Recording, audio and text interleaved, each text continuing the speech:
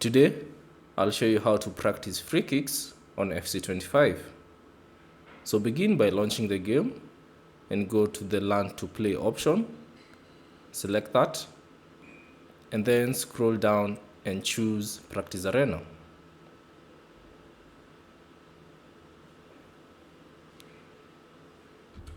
Now, within the Practice Arena, pause the game and select the free kick option.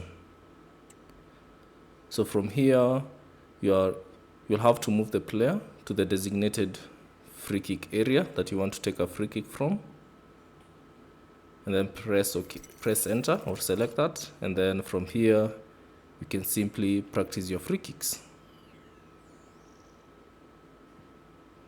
So choose another area.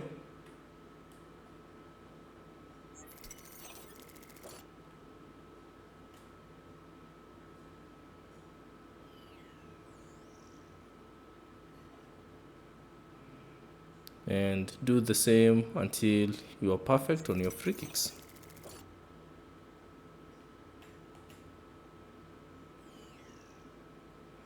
So that's basically it on how to practice free kicks on FC25.